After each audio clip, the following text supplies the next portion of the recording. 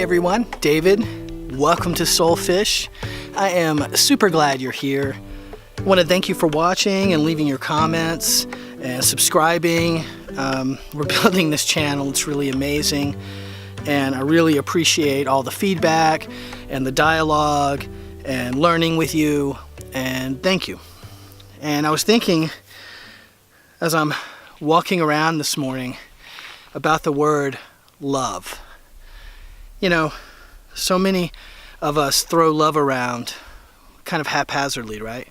I love you, it's all kind of casual. And with that, to me, it kind of voids out some meaning, right? Like love is a product word. Love is a product word like forgiveness is a product word, meaning things have to happen in you for you to feel love. It's not like love, switch on love, switch on forgiveness, that it doesn't really work that way, right?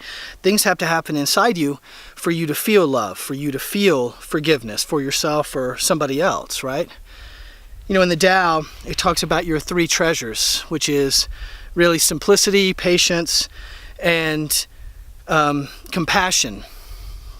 And think about that for a minute. It doesn't mention love, doesn't mention have love, be love. And you think to yourself, well, why not? Because love is a foundational item too, right? Like it takes things for you to feel love. In other words, you have to have these feelings inside you, a couple of different things going on, right? For you to evoke love. And yet love then becomes a product word as part of compassion. So you have to have some love in order to have some compassion.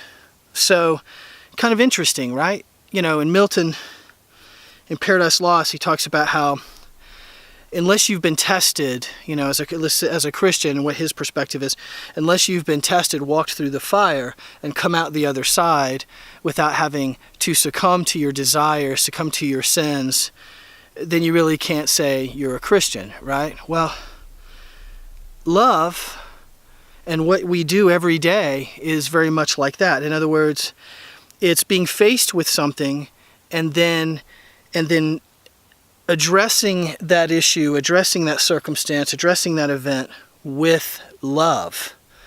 And until you do that, hard to say, I feel love, right? Because love is easy to do when you're in a moment of gratitude. Love is easy to do when everything is going right and you're feeling wonderful, right? I'm out here in nature, I'm breathing it in, it feels great, I have love for everything around me. But what would happen if things changed? Would I still be able to express this love? Would I be able to express the gratitude that helps to create love, right?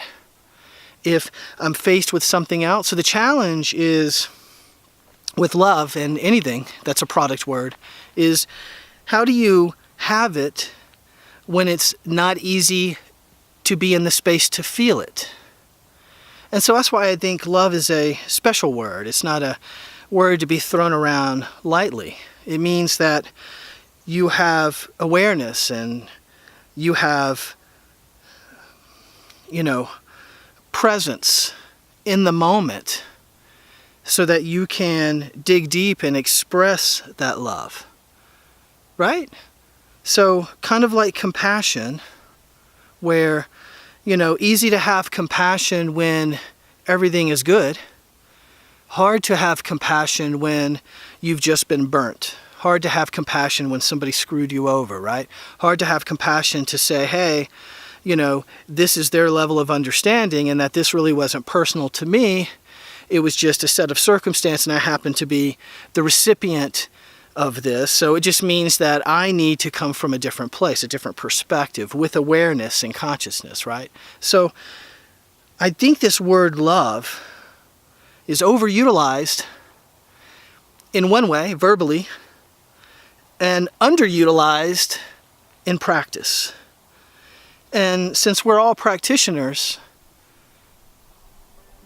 I'm hoping that we learn to work with love much more. And the more we change us and come from that space, it lifts everything around us, right? And everyone gets better through the collective conscious. I hope this is helpful.